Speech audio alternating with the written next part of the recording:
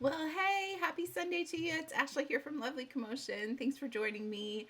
Let's talk fine motor. So, I have today 5 fine motor activities that are both student and teacher approved, and I have been loving these, and so have the kids. So, I want to share a couple with you. I don't know about you, but in our classroom for the last couple years, we've started seeing a lack of some fine motor muscles coming in the door with our kiddos. It kind of seems like maybe the rise of technology has led to a strong swiping finger, but maybe not the rest of those fingers. Maybe they are not doing as many hands on things as they used to be doing. And so we're seeing that in our classroom. And while we've always done fine motor activities, I've definitely I've definitely wanted to step it up, right? Because I know that they need a little bit more practice in that realm since they are coming in with less than what they used to come in with, it seems like. So, always looking for fun, new ways to get those fine motor muscles working. And so, this has been so fun for them. We've been making fine motor boxes, and today I want to share 5 of them with you. You don't necessarily have to make a fine motor box or make it all, fancy or anything like that to get them working these muscles.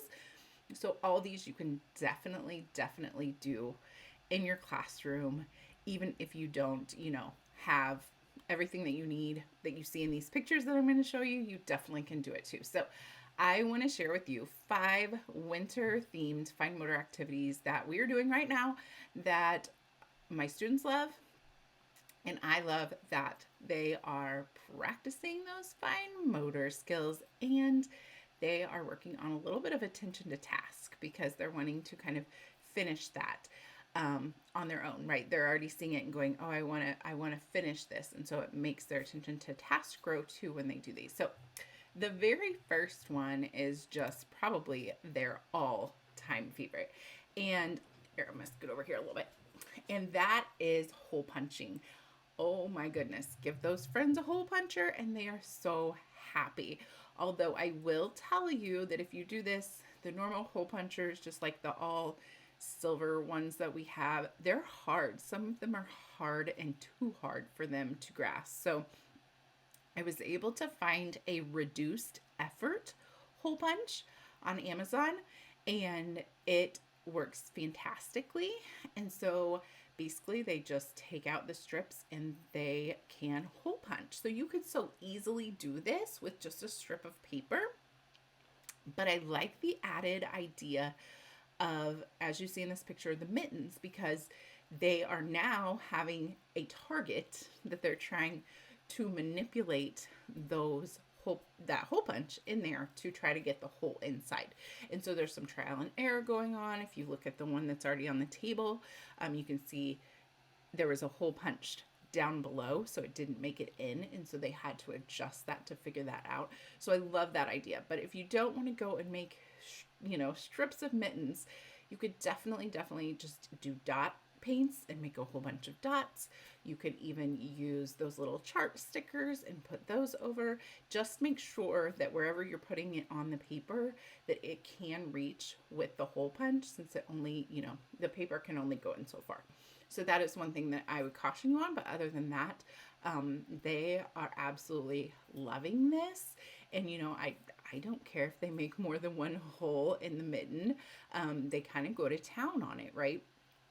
And that's been kind of fun to watch because they find it very satisfying. It's something they want to do. It's something that engages them, and something, again, that they sit down and they want to finish that task. And then there's other ones in there too. There's a snow globe, and something else I can't remember, maybe a snowflake, things like that. But I just like to add a little winter flair to it, but so easily could be done with just strips of paper as well, right? Scrap paper, perfect for that. So that is our very first student favorite activity, is hole punching. The next one is hole poking, not to be confused with hole punching.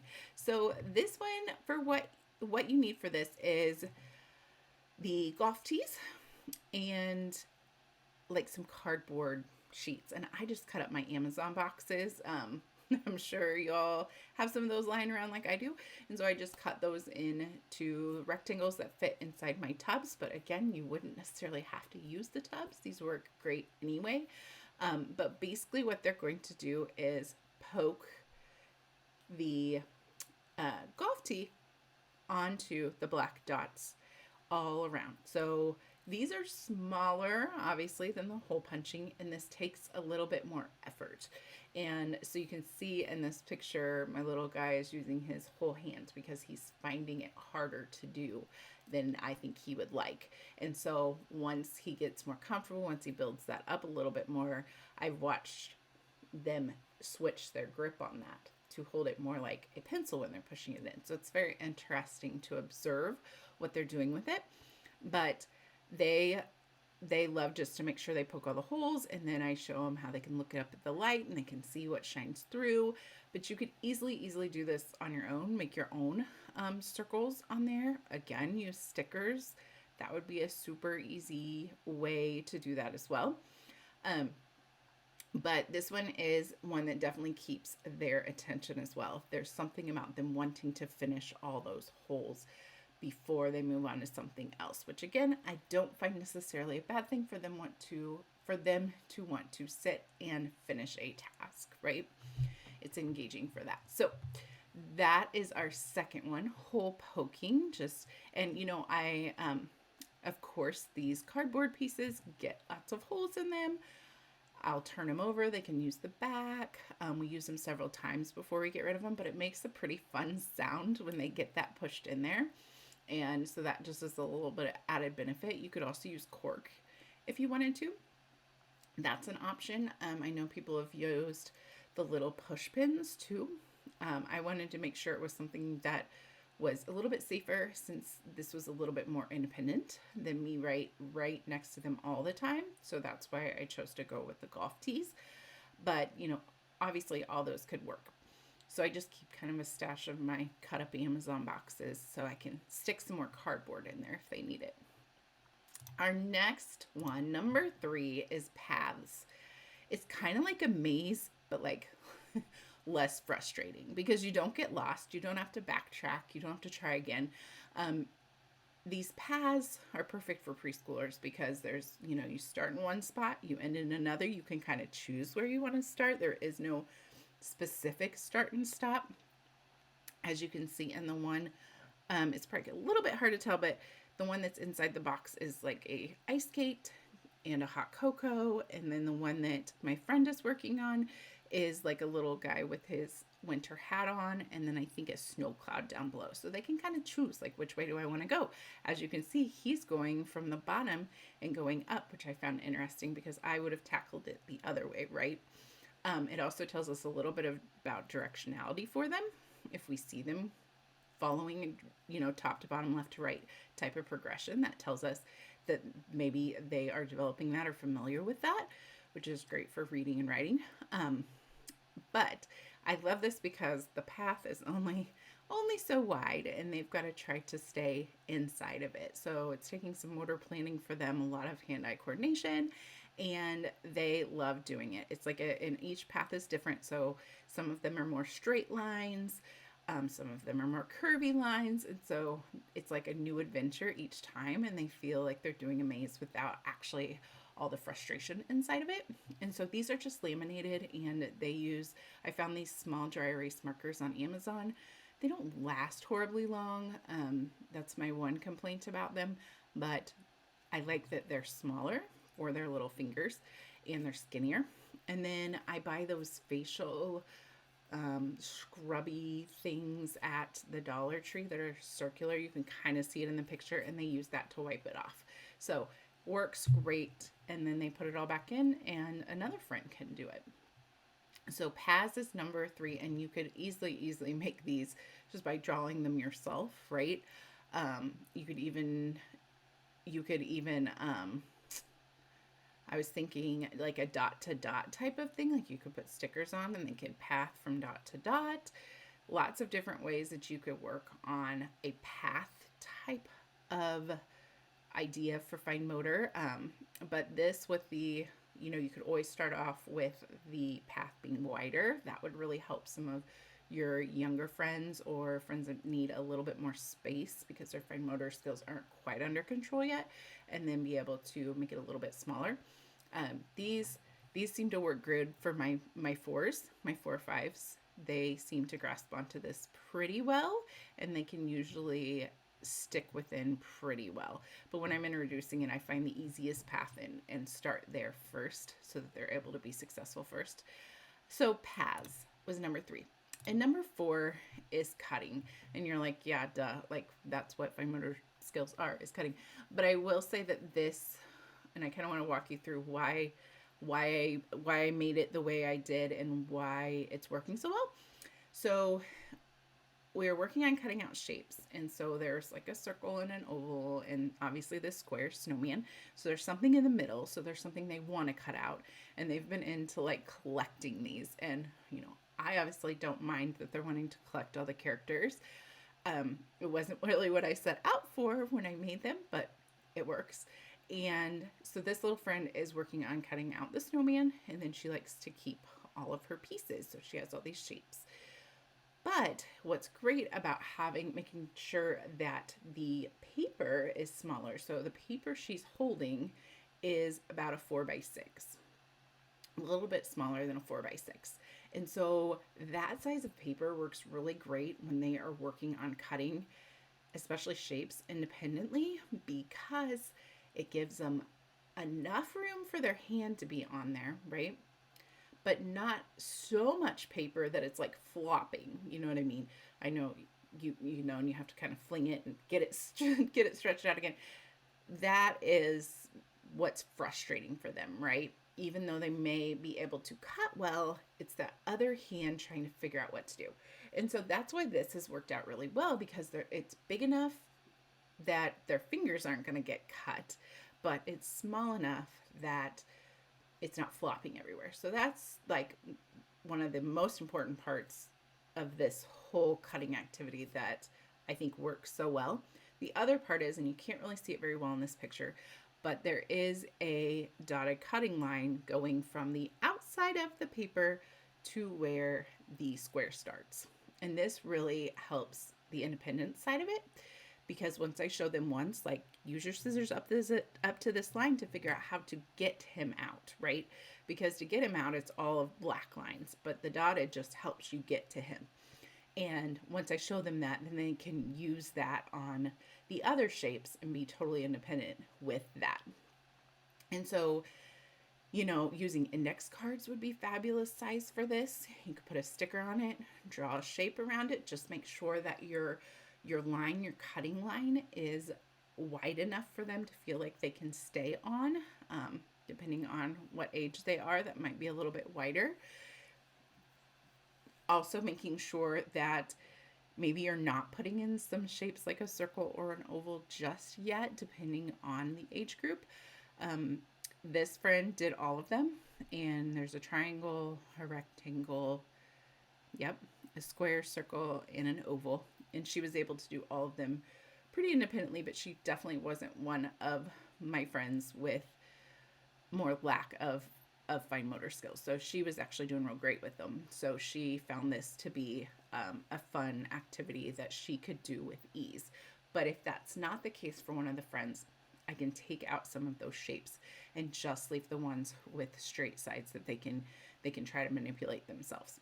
And also I have other boxes too that are like just where they cut just strips, right? They just cut the strip apart, or they just cut snips. So there's ways to lead up to it. But I wanted to share this and how this is working, because I was super surprised at how exciting collecting what was inside the shape was. And so it really, really made them want to finish the task, because they wanted to cut them out and keep them.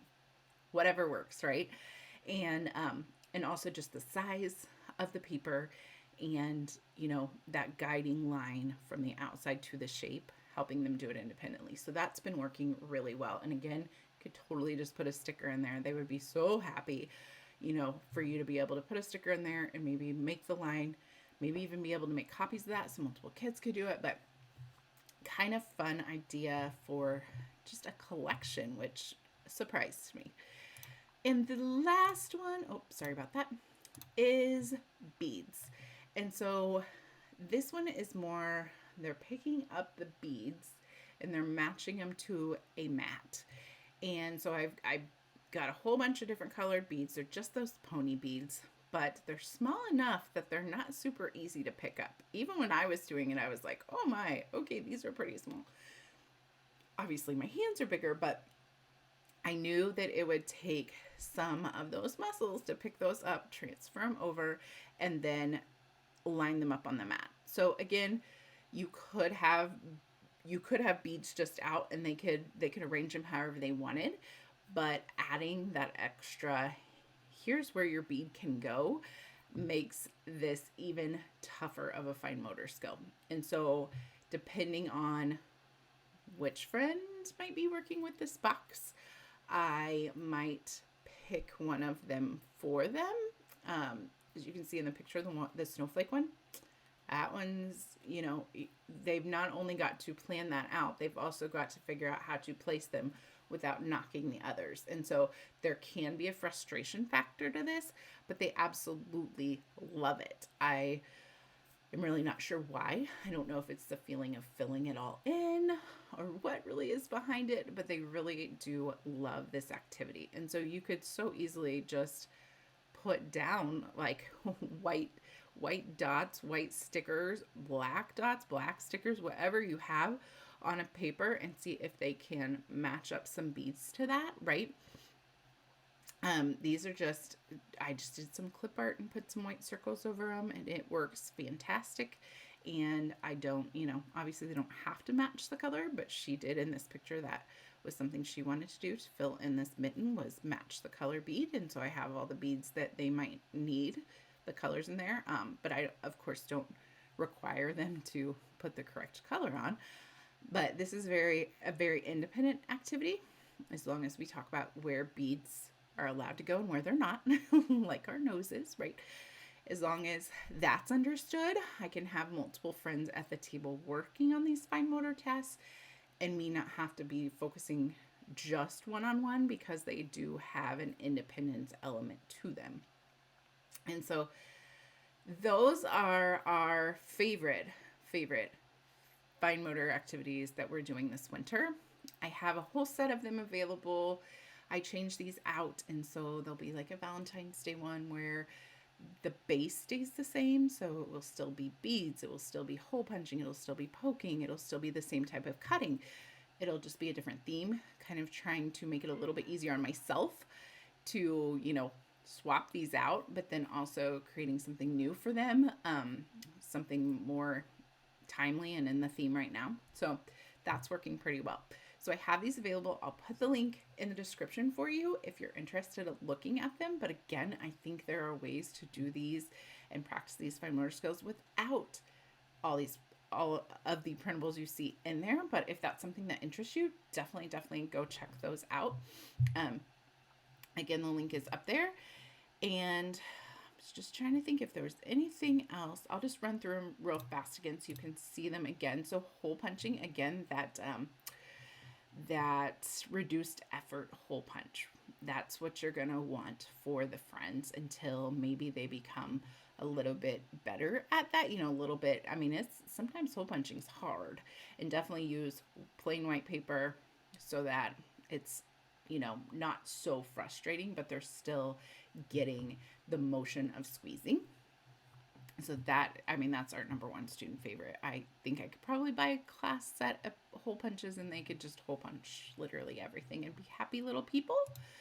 Hole poking, very concentrated, very like they want to finish this task. They want to see it when they hold it up. They think it's really cool to see the sun come through the window and see the holes that they made. And it makes a fantastic sound when it's, you stabbing that through there into the cardboard. So I don't know, maybe there's something satisfying about that as well. Paths, another awesome one where they think that they are doing a fun maze, without the frustration and really working on staying in between those lines. Cutting, again, this one, obviously we all work on cutting, but tips to take away: that 4x6 type of size of paper really helps. I think having a character or somebody fun inside the shape to make them want to cut it out has been super helpful. And then that guiding line from the outside of the paper to the shape has been helpful as well. And then the last one are beads, and having those little pony beads to where they can match them on a mat. We usually use them for stringing, but here's another, way that you could use them is to kind of match them up. You could even have, you could even give them their name or give them letters and they can create them out of that. But they're really, since they're so small, really having to use that pintergrass to pick those guys up. So 5 activities that we are loving for fine motor right now. And I want you to drop a comment if you have any ideas, or if you were listening and you were like, oh, that's a good idea, I would use this. Please let me know in the comments, and let everyone else watching, because it's so fun to hear everyone's creative ideas and what they can bring, bring ideas in, and we can all just be better for it. So drop a comment if you have any ideas around any of these great fine motor activities. And again, if you're looking for the ones you saw in the pictures, there's a link in the description of this video. And I will see you all next Sunday. Bye.